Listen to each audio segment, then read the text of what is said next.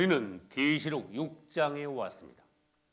계시록 4장에서 사도 요한은 하늘로 올라가서 5장에서는 하나님의 오른손에 있는 두루마리 책을 보았습니다.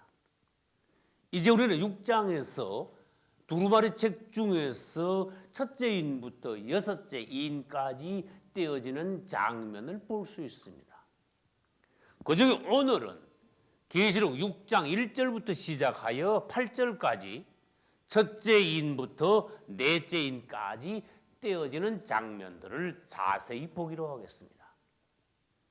첫째 인부터 넷째 인까지 떼어질 때 각각 한 필의 말씩, 즉 네 필의 말이 등장하여 달리게 되는 것입니다. 이것을 우리는 다른 말로 사두경마라고 할 수 있습니다. 이 첫 번째부터 네 번째 인까지의 사두경마는 한 묶음의 말씀입니다. 한 묶음의 계시라고 볼 수 있습니다. 그것은 무엇입니까? 신약시대에 와서, 즉 예수 그리스도의 초림부터 시작하여 재림까지 세계 역사의 흐름을 예언적으로 보여주고 있는 것입니다. 할렐루야. 그러면 그 말들의 색깔은 어떠합니까? 첫 번째 인이 떼어질 때 흰 말이 나고, 둘째 인을 떼어질 때는 붉은 말, 셋째 인이 떼어질 때는 검은 말, 넷째 인이 떼어질 때는 청황색 말이 등장하는 것입니다. 이제 이 부분을 세계 역사의 흐름을 예언적으로 보여주셨다고 말씀하셨는데, 사실 그것은 다른 성경, 신구약 성경에 또 세계 역사를 예언적으로 보여주는 장면들이 여러 군데 있습니다. 먼저 다니엘서 2장에서는 여러분 아시다시피 느부갓네살 왕이 꿈에 큰 신상에 관한 꿈을 꿉니다. 다니엘은 그것을 해석합니다. 그것은 바벨론 왕부터 시작하여 예수 그리스도께서 재림하실 때까지, 즉 BC 600년경부터 그리스도께서 재림하실 때까지의 약 2600년간의 인간 정부가 어떠한 변천 과정을 겪을 것인가, 또 예수 그리스도께서 재림하시는 순간은 어떠할 것인가에 관하여서 예언적으로 보여주셨습니다. 그 느부갓네살 왕이 꾼 꿈은 큰 신상이 네 부분으로 되어 있습니다. 머리부터 시작하여 발끝까지 금, 은, 동, 철의 네 부분으로 된 큰 신상이라는 것입니다. 그리고 다니엘서 7장은 다니엘서 2장의 예언과 일치합니다. 다니엘서 2장의 큰 신상이 네 부분으로 되어 있었지요. 다니엘서 7장에는 다니엘이 바다에서 올라오는 네 마리 짐승을 본 것입니다. 그것은 똑같은 계시입니다. 완전히 그 두 계시는 옆으로 이으면 일치하는 것입니다. 이제 느부갓네살 왕이 꿈에서 본 신상은 금, 은, 동, 철이지만 다니엘이 본 네 마리 짐승은 사자, 곰, 표범, 무서운 짐승. 그것은 또 다른 말로 하면 바벨론, 메데바사, 헬라, 로마라는 것입니다. 이것은 무엇입니까? 주님께서 우리에게 미리 보여주신 인간 정부의 흐름과 그 종말에 관한 것입니다. 할렐루야. 그리고 계시록 2, 3장에는 우리가 잘 아는 아시아 7교회의 모습이 나옵니다. 그 아시아 7교회는 그 당시 상황이면서도 또 이 땅에 있는 교회들과 성도들의 신앙의 유형을 보여주면서도 한편으로는 주님께서 부활 승천하시고 난 이후 초대교회부터 시작하여 예수님 재림 때까지 2000년의 기독교 교회의 역사를 예언적으로 보여주신 것입니다. 할렐루야. 이제 우리는 첫 번째부터 네 번째 인까지 오늘 볼 것인데 그 특징을 먼저 보겠습니다. 이 네 인은 첫째부터 네 번째까지의 인은 한 번 떼어주고 수십 년, 수백 년 있다가 또 떼어지고 그것이 아닙니다. 연이어 계속하여 떼어집니다. 그러므로 이 네 필의 말은 연이어 등장하여 계속 거의 나란히 계속 주님이 재림하실 때까지 달리고 있다는 것입니다. 그 다음에 네 번째 인까지 떼어지고 나면 당연히 다섯째, 여섯째, 일곱째 인이 떼어지겠지요. 이 인이 하나씩 떼어질 때마다 사실 우리는 무엇을 알 수 있습니까? 주님의 오른손에 있는 책이 하나씩 열려간다는 것입니다. 할렐루야. 인이 떼어질 때마다 주님의 오른손에 있는 책이 열려진다는 것은 또한 무엇입니까? 계시록의 내용이 바로 그것이라는 것입니다. 할렐루야. 이제 일곱 번째 인 안에 무엇이 있습니까? 그것을 우리는 알아야 합니다. 일곱 번째 인 안에는 일곱 나팔이 들어있고 또 일곱 번째 나팔 안에는 일곱 대접이 들어있으므로 일곱 번째 인 안에는 일곱 나팔과 일곱 대접이 모두 들어있습니다. 이렇게 말해야 하는 것입니다. 이제 그것을 우리는 계시록 6장부터 시작하여 16장까지 집중적으로 볼 것이며 그 다음에도 우리는 계속하여서 22장까지 하나님께서 보여주신 종말의 역사를 차례로 보게 될 것입니다. 주님을 찬양합니다. 이제 네필의 말, 즉 사도 경마에 관하여서 차례로 볼 텐데 이 네필의 말과 그 탄자가 있습니다. 즉 흰 말과 기수, 붉은 말과 기수, 검은 말과 기수, 청황색 말과 기수. 이것은 과연 무엇을 의미하는가? 한마디로 말하여서 이 네필의 말과 그 탄자들은 모두 다 의인화된 것을 우리는 알 수 있습니다. 여러분들이 네 번째 말에서 특별히 의인화되었다는 것을 우리는 바로 알 수 있는데 네 번째 말은 넷째 인이 떼어지는 것은 7, 8절에 나옵니다. 그 중에서 우리는 8절에서 내가 보면 청황색 말이 나오는데 그 탄자의 이름은 사망이라 그렇게 나왔습니다. 주님을 찬양합니다. 네 번째 말의 청황색 말과 기수는 사망이다 이렇게 나왔습니다. 그러면 이것을 다른 말로 하면 청황색 말과 기수는 의인화된 것이구나. 넷째 인이 사망으로 의인화되었다면 다른 것도 어떻게 의인화되었는가 하는 것을 우리는 살펴보아야 한다는 것입니다. 첫째 인이 떼어질 때, 즉 6장 1절부터 2절에서는 첫째 인이 떼어집니다. 흰 말과 그 탄자가 등장합니다. 그것은 복음을 의인화한 것입니다. 할렐루야. 둘째 인이 떼어질 때 붉은 말과 기수가 등장합니다. 그것은 전쟁을 의인화한 것입니다. 셋째 인이 떼어질 때 검은 말과 그 탄자가 나옵니다. 그것은 기근을 의인화한 것입니다. 넷째 인을 떼을 때 아까 말씀드린 대로 청황색 말과 그 탄자가 있는데 그것은 사망을 의인화했다는 것입니다. 그럼 우리는 첫째부터 넷째까지 더욱 상세히 보기로 하겠습니다. 첫째 인을 떼을 때 흰 말과 그 탄자가 나오는데 흰 말을 탄자의 손에 특이한 것이 들려 있었습니다. 이 흰 말을 탄 기수의 손에는 무엇이 들려 있었습니까? 활이 들려 있었습니다. 그 다음 붉은 말과 그 탄자가 있는데 그 손에는 무엇이 들려 있었습니까? 큰 칼이 들려 있었습니다. 세 번째 검은 말과 그 탄자의 기수의 손에는 무엇이 들려 있었습니까? 저울이 들려 있었습니다. 네 번째 말, 즉 청황색 말과 그 기수가 등장하는데 기수의 손에는 무엇이 들려 있었습니까? 아무것도 손에 들고 있지 않았습니다. 우리는 이 사망인이 죽은 사람 손에 아무것도 들려 있지 않구나 하는 것을 알 수 있다는 것입니다. 그러면 질문합니다. 왜 복음과 활이 어떻게 해서 연관이 되어 있습니까? 흰말을 탄 기수가 손에 활을 들고 있다는 것은 분명히 이것은 무슨 전쟁과 연관이 있구나 하는 것을 우리는 알 수 있습니다. 즉 복음이 나아갈 때 반드시 영적 전쟁이 일어난다는 것입니다.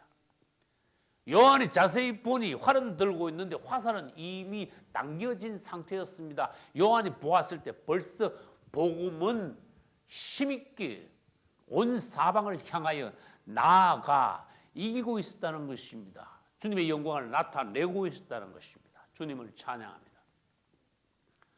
활은 싸우기 위한 것입니다. 복음이 나아가는 곳에는 반드시 치열한 영적인 전쟁이 있습니다. 그분은 반드시 이기는 분이십니다. 할렐루야. 그리고 요한이 보니 흰말을 탄 자가 면류관을 받았다고 했습니다. 그것은 왕관입니다. 영광을 나타냅니다. 복음이 나아가 승리하고 예수 그리스도의 영광이 복음을 통하여 나타났다는 것입니다. 할렐루야. 2000년 기독교 역사는 무엇입니까? 그리스도의 복음이 나아가는 곳마다 승리하여 사람의 영혼을 건지고 이 땅에 복음이 증거되는 곳마다 평화가 나타나고 그분의 영광이 드러난다는 것입니다. 할렐루야. 그리고 6장 1, 2절에서 이 흰말이 나아가는 곳에 활이 당겨졌습니다. 승리하여 면류관을 받았을 뿐만 아니라 장차 계속하여 이기고 또 이기려고 하더라고 하였습니다. 할렐루야. 이것은 복음이 나아가 앞으로 계속하여 그분을 위하여서 땅과 사람의 영혼들을 계속 쟁취할 것을 예언적으로 말씀하고 계십니다. 할렐루야. 복음이 나아가 이길 때는 땅을 차지합니다. 사단이 차지하고 있던 땅을 그분께서 그분의 나라로 만드십니다. 또 마귀가 점령하고 있던 사람들의 영혼을 건져와 하나님의 백성을 삼는 것입니다. 할렐루야. 그것이 우리는 5장 9절에 있다는 것을 알아야 합니다. 5장 9절을 보기로 하겠습니다. 일찍 죽임을 당하사 각 족속과 방언과 백성과 나라 가운데서 사람들을 피로 사서 하나님께 드리시고 저희로 우리 하나님 앞에서 나라와 제사장을 삼으셨으니. 할렐루야. 마태복음 24장 14절에도 이와 연관된 말씀이 있습니다. 천국 복음이 온 세상에 전파되리니 그제야 끝이 오리라. 할렐루야. 이 흰말은 복음을 어디까지 달립니까? 온 세상 끝까지 달리고 만나는 것입니다. 이기고 반드시 또 이길 것이라는 것입니다. 할렐루야. 세상의 전쟁은 사람과 사람이 싸웁니다. 그 결과 영토를 빼앗고 사람을 빼앗아가고 재물을 빼앗아갑니다. 이것은 육신적인 것이고 물질적인 상황입니다. 그러나 영적인 전쟁은 사람과 사람의 싸움이 아닙니다. 하나님과 사단과의 전쟁입니다. 그러면 이기는 자가 무엇을 차지합니까? 사람의 영혼을 먼저 차지한다는 것입니다. 주님께서 이기심으로 우리의 영혼도 주 예수의 것이 되었습니다. 주님을 찬양합니다. 이제 둘째인을 보겠습니다. 6장 3절로 4절에는 둘째인이 떼어질 때 붉은 말과 탄자가 나타난다고 했습니다. 그 탄자의 손에는 큰 칼을 가졌다고 했습니다. 이것은 바로 전쟁을 의미하는 것입니다. 큰 칼은 무엇입니까? 큰 전쟁입니다. 흰말이 나아가, 즉 복음이 나아가서 온 땅에 편만하게 되자 마귀는 시기하였습니다. 흰말 복음이 나아가 사람의 영혼을 살리고 평화를 가져올 때 사단은 무엇을 보냈습니까? 붉은 말을 보냈습니다. 즉 복음이 나아가는 곳에 그것을 저지하기 위하여 사단은 전쟁을 일으켰다는 것입니다. 결국 하나님께서는 사람을 살리시지만 사단은 붉은 말 전쟁을 일으켜 사람을 죽이고 평화는 사라지게 하고 복음은 차단되게 한다는 것입니다. 이것이 바로 더러운 마귀의 역사인 것입니다. 붉은 말은 흰 말이 등장하니까 마귀가 시기하여 사단의 반작용으로 나타난 것이 붉은 말입니다. 우리는 아무리 붉은 말이 전쟁이 역사하더라도 하나님의 복음은 결국 아까 말씀드린 대로 땅 끝까지 이르게 될 것입니다. 할렐루야. 흰 말이 나올 때 붉은 말이 나온 것에 대하여서 예를 잠시 들어보기로 하겠습니다. 18세기부터 시작하여 20세기 초까지 중국에는 복음이 급속하게 전파되었습니다. 중국에는 수백만이요, 못하면 이제 수천만까지 기독교인들이 이제 막 폭발적으로 늘어나기 시작했었습니다. 그때 마귀는 시기하여서 어떤 역사를 일으켰습니까? 중국에 공산주의를 일으켰습니다. 장개석의 국민당과 모택동의 공산당이 서로 계속하여 치열한 전쟁을 했습니다. 수백만의 군대가 동원이 되었습니다. 이 전쟁이 없었더라면 중국에는 복음이 세계에서 가장 급속하게 많은 사람들을 건지고 하나님의 영광을 나타냈을 텐데 사단은 붉은 말을 보냈습니다. 전쟁을 일으켰습니다. 결국 중국에서 복음은 차단되고 말았습니다. 그때 하나님께서 기뻐하시는 많은 종들이 중국 본토를 떠나 지금의 대만으로 피난을 간 것입니다. 그래야 해서 사실상 복음은 중국 본토에서 대만으로 건너가 대만에서 복음이 꼽히게 되었습니다. 할렐루야. 또 다른 예를 들어보겠습니다. 우리 대한민국에는 약 130년 전인 19세기 말에 복음이 들어왔습니다. 할렐루야. 복음이 전파된 대한민국의 초기 교회 시대에는 서울보다 평양에 그리스도인들이 더 많았습니다. 교회가 더 많았습니다. 감사합니다. 주님께서 대한민국에도 흰말을 보내셨다는 것입니다. 할렐루야. 그러나 북한을 중심으로 하여 평양을 중심으로 하여 복음이 급속도로 확산이 되자 마귀는 또 시기하여 북한의 공산 정권을 수립하여 6.25 전쟁, 한국 전쟁을 일으켰습니다. 복음의 확산을 저지했습니다. 하나님께서는 대한민국에 흰 말을 보내셨지만 마귀는 대한민국에 붉은 말을 보내어 전쟁을 일으켰습니다. 역시 북한의 교회는 모두 다 문을 닫게 되었습니다. 주의 종들이 많이 죽었습니다. 북한에 특별히 믿는 이들이 남한으로 대거 넘어왔습니다. 결국 중국 본토에서 복음이 대만으로 넘어가 대만에서 꼽힌 것처럼 대한민국에서는 북한에서 남한으로 믿는 이들이 대거 넘어옴으로 말미암아 남한에서 복음이 꼽히게 되었던 것입니다. 할렐루야. 복음이 전파돼 꼽히면은 세계 역사를 보시기 바랍니다. 사단은 꼭 시기하여 전쟁을 일으킵니다. 다시 말해서 흰말 뒤에는 붉은 말이 반드시 등장하게 되어 있다는 것입니다. 질문합니다. 전쟁이 일어나면은 당연히 무슨 일이 있게 됩니까? 기근이 있게 됩니다. 그러므로 붉은 말 다음에는 검은 말이 나오게 되어 있다는 것입니다. 기근이 있으면 결국 사람들이 어떻게 됩니까? 사망하게 됩니다. 죽어가게 됩니다. 또다시 말하면 검은 말 뒤에는 청황색 말이 나오게 되어 있다는 것입니다. 그래야 이 네필의 말은 세상 끝까지 계속 달리게 되는 것입니다. 그 다음 6장 5절부터 6절까지는 셋째인이 떼어집니다. 검은 말과 그 기수가 등장합니다. 기수의 손에는 저울이 들려 있습니다. 여러분 저울은 뭐 하는데 필요한 것입니까? 물건을 달아서 파는데 저울이 필요합니다. 이 저울은 무엇을 다는데 필요한 저울입니까? 여기서는 식량을 다는데 필요한 것이라고 여기 말씀해 나왔습니다. 이제 저울을 가지고 조금씩 식량을 달아서 판다는 것은 전쟁의 결과 기근이 왔기 때문에 그만큼 양식이 귀하게 되었다는 것입니다.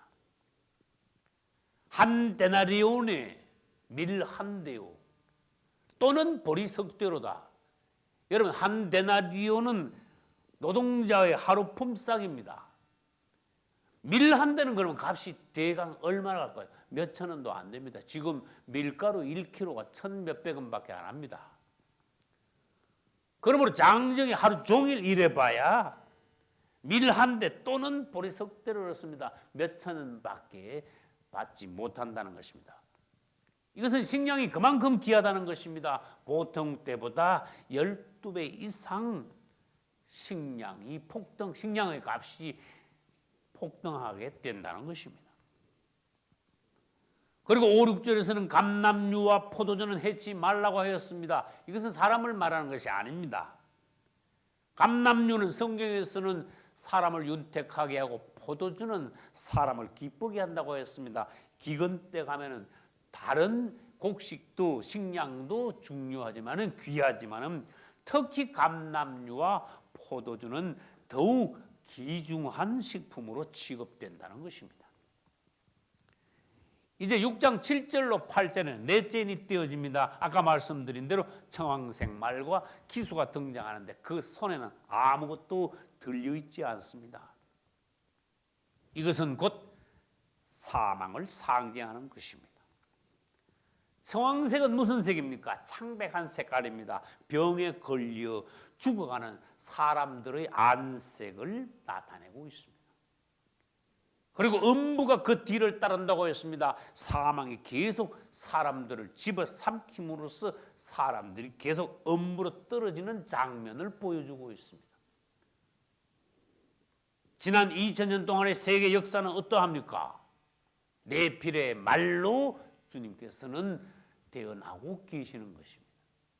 2000년의 역사는 하나님께서 흰말을 보내어 온 세계 복음이 전파되자 시기한 마귀는 붉은 말을 보내어 온 땅에 전쟁을 일으켜 그 결과 사람들 사이에 기근과 사망이 있게 한 것이 오늘날까지 이 상황이 계속되고 있는 것이 예수 그리스도 이후 2000년 동안의 세계 역사의 대략인 것입니다.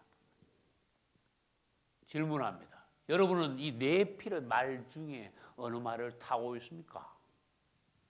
당연히 우리 그리스도인들은 첫 번째 말을 타고 있어야 합니다. 할렐루야.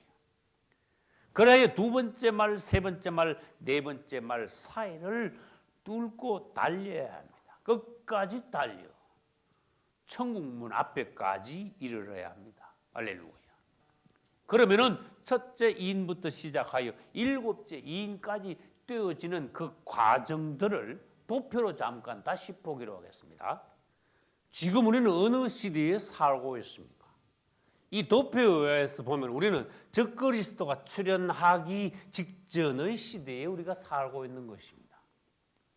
그럼 아까 우리는 네필의 말이 이 기독교 2000년 세계 역사의 흐름이라고 하였습니다. 그러니까 예수 그리스도께서 부활 승천하시고 난 이후에 적그리스도가 출현할 때까지 첫째 인부터 시작하여 넷째 인까지 떼어지며 첫째 말부터 시작하여 넷째 말이 계속하여 달리는 장면이 적그리스도의 출현 전까지라는 것을 알 수 있습니다. 다시 말해서 사두경마는 언제까지 달립니까? 적그리스도 출현까지입니다. 첫째부터 넷째 인은 언제까지 떼어집니까? 적그리스도 출현하기 전까지 첫째부터 넷째 인까지 떼어집니다. 그리고 이제 적그리스도가 출현하면 그것은 마지막 하늘입니다. 전 3년 반은 성도의 환란이 있습니다. 이제 성도의 환란 중에서 성도의 환란이 끝나서 주님이 공중 재림하실 때 휴거하게 될 것입니다. 휴거 전까지 다섯째 인이 떼어지는 것입니다. 휴거와 동시에 여섯째 인이 떼어집니다.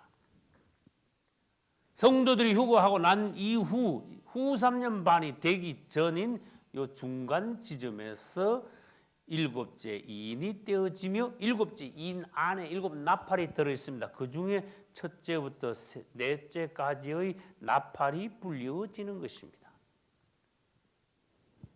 이것은 계시록 8장에 있습니다. 그리고 후 3년 반에 들어가면 대환란입니다. 대환란에 들어가면 다섯째, 여섯째, 일곱째 나팔이 불려집니다. 이 일곱째 나팔에는 아까 말씀드린 대로 일곱 대접이 들어있는 것입니다. 이것은 어디에 있습니까? 계시록 9장부터 시작하여 계시록 16장까지 나옵니다. 차례대로 우리는 이것을 볼 것입니다. 다시 설명드립니다. 적그리스도 출현하기 이전까지 첫째부터 넷째 인이 떼어집니다.